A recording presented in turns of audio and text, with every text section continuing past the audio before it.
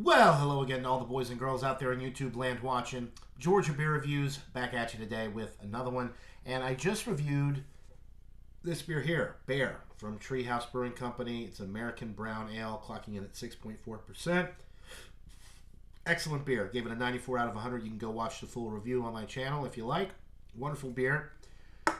And now I'm going to review this one, which is the Big Bear Barrel Blend. So this is an imperial version of their base beer, Bear, and it's barrel blended. To be more precise, according to the label, it is an imperial brown ale that has aged for a year in freshly emptied bourbon barrels, which we then blend with a fresh portion of the same base beer, Bear, the one that I just showed you. It carries familiar flavors and aromas of brown bread, nutty caramel, and hints of dark chocolate-covered fruit, which meld seamlessly with robust barrel-forward notes of bourbon, vanilla, tannic oak, and toffee. Sounds amazing. No ABV listed on this can. However, when I go to Untappd, it has it listed at 8.8%.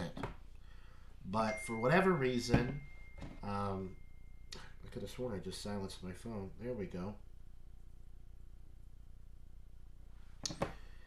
Anyway, so this one is 8.8% according to Untappd, but officially on the Treehouse website and on the label, I couldn't find anything.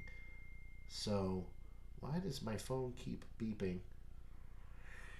Anyway, sorry about that. All right, so let's go ahead and pour it up. I was very pleased with the Bear, like I just mentioned. So a barrel blended version of that base beer, I have very, very high hopes for. And there's your pour. Very nice head that has formed, kind of going over the top of the glass a little bit. Nice jiggly head there.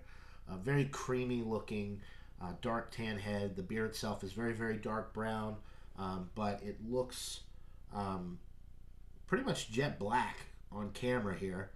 But it is darker in this room. I'm out in the man cave, out in the shed, and the lighting is not the best, but it is dark brown, but it appears jet black on camera. What did I say? 3 fingers, nice, creamy, dark tan head. So the appearance gets, perfect 100. I mean, that's an amazing appearance for a beer. Let's see how the aromas are. So much like with the Bear, you get the brown bread, those nice roasted malt notes right up front, a little bit of dark chocolate, some caramel, and there's a little bit of like vanilla, oak, like bourbon type aromas that you didn't get with the original Bear. So this one is elevated with that barrel aging and then barrel blending.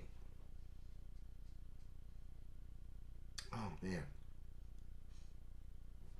I'm still getting over a little bit of a cold here, so I'm going to pause it for just a second so I can blow my nose and get one more sniff before we go into the flavors. All right. So, let's see. Yeah, there's a little bit of... Oh, my goodness. Hold on, let me pause this again. I'm getting phone calls. All right. I'm back. Sorry about that. Life happens. What can you do? So anyway, I think I gave you guys all the aromas. Let's get into the flavors. It smells really, really good.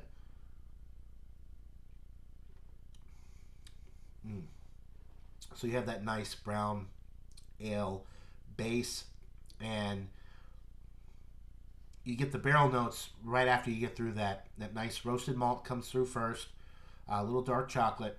Then you get some sweet vanilla, some toffee. There's a little bit of like a fruity note coming through. Mm.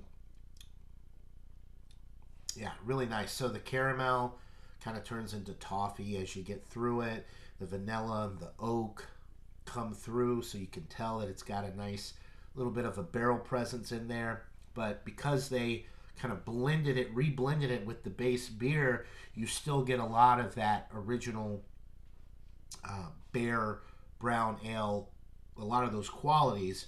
So the barrel is definitely there, but it's not super in your face barrel aged. I would love to see a straight barrel aged version of this without the reblending with the base beer after they age it. Really nice though. Medium bodied, low carbonation with this one, but you get a little bit of like dark fruit notes, which I guess are also coming from the barrel because I wasn't getting that from the base beer. The vanilla, the oak, the toffee, and of course you get the toasted brown bread notes, the dark chocolate. The coffee that I was getting with the base beer has completely gone away. I believe the barrel aging has kind of mellowed it out, and really, in my opinion, that's a big plus because I'm not a huge coffee fan, and the bitterness that was coming from the base beer is pretty much mellowed out. There's really very minimal bitterness with this one. You still get a little bit of that earthy hop bite or the earthy hop notes on the back end, but it's not so much a bitter hop bite. It's just the flavor without all the bitterness. So the hops are there, but they're not as bitter as the base beer either. The body's just the same. It's on the lower end of medium, but obviously elevated alcohol, assuming it's around 8.8%, but I can't tell you with certainty that that's the exact ABV, but it's pretty close, I'm sure. Really a nice beer. I'm going to go, this is obviously, in my books, this one's a little bit better than the standard bear. So you've got the bear, which I gave a 94 out of 100 American Brown Ale, 6.4%. And you've got the Big Bear Barrel Blend, which is around 8.8%, aged in bourbon barrels and then blended with the base beer afterwards to create a wonderful drinking experience. And I'm going to go with a 96 for the barrel blend. It's definitely elevated. It's not quite in the world-class range, but it's a very solid A. The barrel aging and blending definitely elevates the base beer. You get a lot more complexity with it. It's very smooth and easy drinking all the way through, though. There's really no alcohol presence, but you definitely get that bourbon barrel feel to it. The flavor profile is definitely elevated. The depth of flavor is much more than the base beer alone.